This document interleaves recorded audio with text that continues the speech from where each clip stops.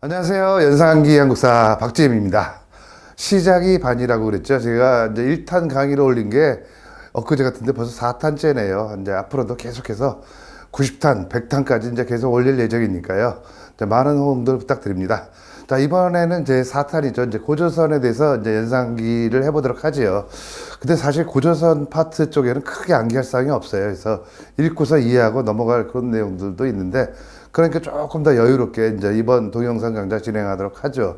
자, 첫 번째로 이제 제일 중요한 게 정치죠. 이제 고조선의 정치 발전사 역시 그렇게 복잡하지가 않아요. 그림을 띄울 테니까 같이 한번 그림을 보면서 연상을 해보도록 하죠. 자, 일단은 뭡니까? 뭐가 떴습니까? 선박이 떴죠. 고조 할아버지. 고조 할아버지의 선박이에요. 그래서 우리가 고조 할아버지 굳이 안 바꿔도 되죠. 이제 선박. 자, 그래서 이제 단군 왕검께서 당근을 입에 물고 있어요. 그리고 손에는 요술 아령을 들고 있습니다. 그리고 옆에 이제 뱃머리에 군인이 눈에는 보이지 않지만 장화를 신고 있어요. 그래서 이제 길고 긴 항해를 시작합니다. 그래서 그림을 보면서 간단하게 내용이 별로 많지 않으니까 간단하게 연상을 하도록 하죠. 자, 그래서 항해를 시작하는데 요술 아령을 높이 쳐들어요. 그러니까 이제 군인이 닷을 올리는데 말이죠. 닷을 가만히 보세요. 철로 만든 닷인데 O자 모양의 이렇게 O자 모양의 닷이에요. 그래서 닷을 올리고 항해를 시작합니다. 근데 얼마 가지 않아서 말이죠. 중국에서 사강연이 떠오르더니 거기 세기 총뿌리가 있죠. 거기서 총뿌리에서 총을 막 쏴대는 거예요. 그걸 신호로 그 중국 쪽에서 미친 진돗개가 왕왕 짖어댑니다. 그러니까 피해야죠. 얼른 피해가지고 이제 대나무가 동동 떠 있는 강변으로 피신을 해요.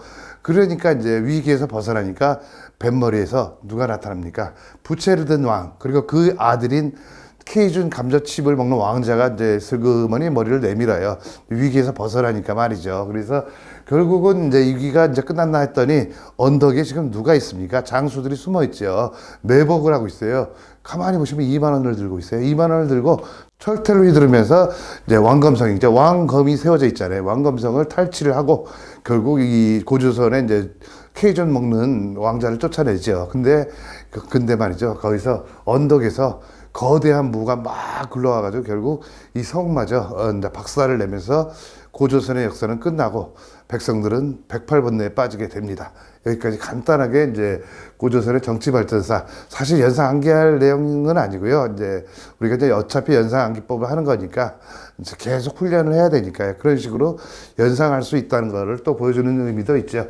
간단하게 살펴보죠. 이제 고조선이 건국을 하죠. 기원전 2000년 하고도 3입니다. 쇼리, 3, 3이 3개죠. 그래서 자, 기원전 2333년이죠. 건국을 하고, 자, 어디를 좀 그러니까 요령을 들였죠. 바로 요술 아령을 높이 쳐들었잖아요. 요령을 중심으로 해가지고 이제 군장국가죠. 군장국가로 설립을 합니다. 군인이 장화를 실었다 그랬죠. 자, 그런 데서 이제 계속 발전을 해 나가겠죠. 그래서 지금 뭡니까? 바로, 자, 기원전 5세기죠. 이제 기원전 5세기에는 이제 서쪽에서 유입된 유이민들에 의해서 철기, 쇠로 만들었잖아요. 닷을. 철기 문명이 이제 유입이 돼요. 그리고 이제 사각연입니다. 그래서 기원전 이제 4세기죠. 기원전 4세기에는 이제 연과 대립. 이게 무슨 말입니까? 이때가 이제 중국의 춘추 전국시대죠. 그 속에 연이라는 나라가 산동반도 쪽에 있었는데 이 나라와 대립을 할 정도로 이제 고조선의 세력이 강성해진다는 소리죠. 그리고 총뿌리 세계에서 총알이 날라왔죠. 바로 이제 BC 3세기 초에 이제 연의 침입을 받죠. 연의 침입을 받습니다. 누가 지저댑니까? 미친 진돗개가 지도죠. 연나라 장수죠. 진계의 침입을 받아가지고 사방이천리의 땅을 뺏깁니다. 그래서 중심 지역을 어디로 옮깁니까? 바로 대나무가 동동 뜬 성이죠. 바로 대동강 유역이죠. 대동강 유역으로 이제 중심지를 이동을 하죠. 자, 처음에 이제 요령 지방이었다가 다시 이제 대동강 유역으로 이제 중심지를 이동시키고요.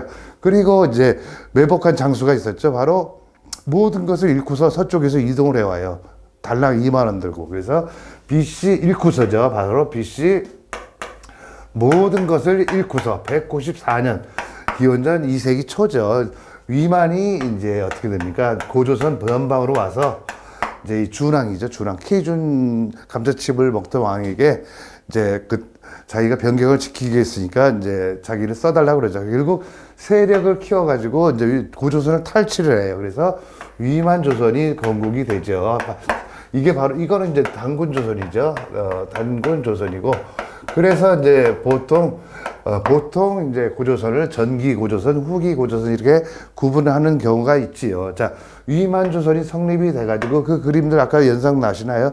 철퇴, 철기 문화를 본격적으로 수용하고 중계방송하고 있었어요. 중계무역이죠. 한예진, 한나라와 예, 동쪽 예, 그리고 남쪽의 진나라와 중계무역을 통해서 부를 축적하면서 한나라의 어떤 그 불만을 사게 되죠. 결국 한나라의 무제, 거대한 무가 굴러떨어졌잖아요. 그래서 108번뇌에 빠지게 되죠. 그래서 BC 108년에 이제 한무제의 침입을 받아서 이제 멸망을 하죠. 자, 멸망. 누구의 침입을 받습니까? 한무제예요. 이게 이런 것도 기억을 하셔야 될 게 실제로 이제 기출 문제가 있어요. 기출 문제에 한 문제에 침입을 받아서 멸망했다. 이런 식으로 보기가 나옵니다. 그러니까 그런 문제도 있기 때문에 제가 이제 거대한 무 하면은 절대로 헷갈리지는 않겠죠. 결국 이러면서 이제 한군현이 이제 한사군이죠. 한군현이 이제 설치가 되면서 이 한군현과 맞서 싸우면서 이제 여러 나라들이 등장을 하게 되죠. 아까 조금 관찰력 있으신 분들은 팻말에 여러 나라로 가는 팻말이 있었어요. 그거 보신 분들은 이제 드디어 이제 고조선이 멸망하면서 고조선이 멸망한 시기를 전후해가지고 한반도 북부와 이제 만주 쪽에 여러 나라들이 등장을 하게 되는 거죠. 아주 간단하게 이제 고조선의 이제 정치 발전사 살펴봤어요. 그리고 뭐 크게 또 암기할 내용은 없죠. 그래서 말이죠. 이제 시간도 남고 하니까 일단 제가 또 하나 이제 연상암기법의 팁을 좀 드리고자 하는데 우리가 이제 이를테면은 이제 제목을 이용해 가지고 이제 그 내용을 암기하는 방법이 있어요. 그래서 실제로 이제 고조선 사회죠. 고조선 사회의 모습을 알 수 있는 여러 가지 이제 사서가 있죠, 역사서가. 그 중에서 대표적으로 우리나라 삼국유사가 있죠. 그리고 중국의 한서지리지가 있어요. 아까 저기 배에서 그림에서 8마리의 새가 한 줄로 서서 오줌을 지리지 않으려고 서서 있었어요. 한서지리지죠. 그 고조선에 대해서 이제 서술된 기록이 있는데 특히 이제 우리 이련 스님이 지은 삼국유사에 단군은 신화 얘기가 나오죠. 그게 단군 이야기예요. 그 단군 이야기의 본문 내용을 암기를 하는 방법인데 제목의 각 글자를 제시어로 해가지고 하나씩 그 본문 내용이랑 연상 결합을 시킵니다. 예를 들어서 말이죠. 단군 이야기죠. 제목이 단, 군, 이, 야, 기죠. 이렇게 제목의 각 글자를 제시어를 해가지고 본문 내용과 연결을 시켜요. 그래서 단군 이야기, 즉 단군 신화의 내용을 암기를 하는 겁니다. 조금 이해가 안 되시는 분은 이게 굉장히 유용을 해요. 특히 한국사 이제 공부하시다가 이해가 가는 예를 들어드릴게요. 지금 고려 이제 후기에 가면 이제 최후가 무신집권이죠. 무신집권기가 있고 최후가 집권하면서 이제 몽골의 침략을 받습니다. 그래서 그때 이제 수많은 침략을 받는데 이제 대표적으로 6차례의 침입을 받죠. 그래서 그 6차례 내용을 기억을 해야 될 필요가 있어요. 그래서 그걸 몽, 골, 과, 의, 전제 이게 제목이잖아요. 이 제목에 이제 각 글자를 제시어로 해가지고 1차, 2차, 3차, 4차, 5차, 6차 이렇게 대응을 해가지고 결합을 시키는 거예요. 예를 들어서 하나를 딱 할게요. 이제 말이 되게 의문에 죽음을 당한 이제 몽골 왕이에요. 이런 식으로 연상을 합니다. 이게 무슨 뜻이냐면 몽골의 4차 침입 때는 말이죠. 몽골군이 그냥 침입을 해왔다가 철수를 해요. 왜? 몽골 왕이 죽었거든요. 그래서 어쩔 수 없이 철수하는 계기가 되는데 그래서 이제 이렇게 1차, 2차, 3차, 4차, 5차, 6차 내용을 연상 암기를 하듯이 단군 이제 신화의 내용들을 이 단군 이야기를 이제 각 제시어로 해가지고 기억을 하자는 거죠. 자, 그래서 단군 왕검이라 하였다. 즉, 물론 이제 단군 신화 내용의 순서는 조금씩 바뀝니다. 그래서 단군 왕검이라 하였다. 이런 내용이 나와요. 자, 이거를 통해서 우리가 뭐를 알 수 있습니까? 바로 재정 위치 사이였다는 걸 알 수 있죠. 단군 신화를 통해서. 그리고 군중 세계를 널리 이롭게 할 만으로. 군중은 곧 인간 아니에요. 그러니까 군중 세계니까 인간 세계죠. 인간 세계를 널리 이롭게 할 만함으로 라는 내용이 나와요. 즉 뭡니까? 홍익인간 개념이죠. 자, 무슨 내용인지 이해를 하시겠죠? 그리고 이라는 글자와 이제 단군 신화의 본문 중에서 적당하게 연결을 시킵니다. 자, 이쁜, 아주 이쁜 웅녀와 혼인하여, 웅녀와, 즉 뭐니까 이제 부족한 통합을 의미하는 거죠. 자, 그리고 이제 야는 모를까요? 아주 야심찬 사람이 있었어요. 야심찬 환인의 서자 환웅이 계셔. 이런 식으로 이제 단군신화의 내용이거든요. 이게 결국은 뭡니까? 천손사상이죠. 천손사상. 그리고 기는 뭐로 할까요? 자, 기술 좋은 부하들을 데리고 내려온다는 거 이거죠. 풍백, 운사를 거느리고, 그리고 곡식, 생명, 질병, 형벌을 주관하여, 이런 내용이 납니다. 자, 이런 내용 조금 순서는 바뀌어 있죠. 근데 결국은 단군 신화의 내용이에요. 근데 이거를 통해서 바로 이제 농경 사이고, 그리고 계급이 분화됐고, 형벌 사이고, 이렇게 이제 고조선사의 여러 가지 생활 모습을 알 수 있다는 소리입니다. 아시겠죠? 이렇게 첫 글자를 따가지고 그 내용을 갖다 연상하는 게 꽤 유용해요. 그리고 한국사에 많이 있습니다. 여러 가지가. 제가 이제 강의 중간중간에 이런 여러 가지 방법을 도입을 할 거예요. 그래서 제가 첫 그 동영상 강좌에서 설명을 드렸잖아요. 이제 세 개의 법칙이 있었죠. 세 개의 법칙 플러스 알파. 아주 단순하고 아주 사소한 아이디어만 조금만 가미를 하시면은 뭐든지 다 연상하기 시킬 수 있다고 제가 설명을 드렸죠. 자, 여기서 이제 끝내면 좀 그렇고요. 시간도 조금 아직은 그렇고요. 그래서 일단 단군 신화가 전해지는 그 사서들 있죠. 우리나라에도 사서가 있고 이제 중국 사서도 있는데 그거 기억을 한번 해보도록 하죠. 일단은 우리나라 사서입니다. 우리나라의 이제 역사서 중에 우리나라 단군 신화의 내용이 들어있는 책들이죠. 자, 아주 간단하게 연상을 하죠. 그래서 이 단군께서 이제 세종대왕에게 조금 이제 안 좋은 말을 해요. 당신은 그냥 남들과 유사한 제왕일 뿐이다. 이렇게 짜다 이거죠. 베풀지 않는다 이거죠. 그러니까 세종대왕이 기분이 나쁘죠. 얼굴을 실룩실룩거리면서 아니요, 언제라도 시주를 하겠어. 동국의 여자친구 승려에게 꼭 시주를 할 것이요. 그러면서 동국이 누군지 아시죠? 무지무지 등장해요, 동국이. 왜? 어쩔 수 없이 우리나라를 의미하니까요. 동국에게 통감자 1톤을 보냅니다.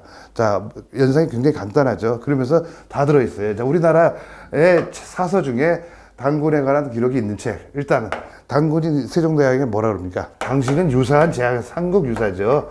이련 스님이 지었죠. 그리고 유사한 제왕일 뿐이죠. 제왕운기죠. 이승희의. 고려시대, 고려 후기에 서술된 겁니다. 그리고 세종대왕이 실록거렸죠. 세종실록 지리지죠.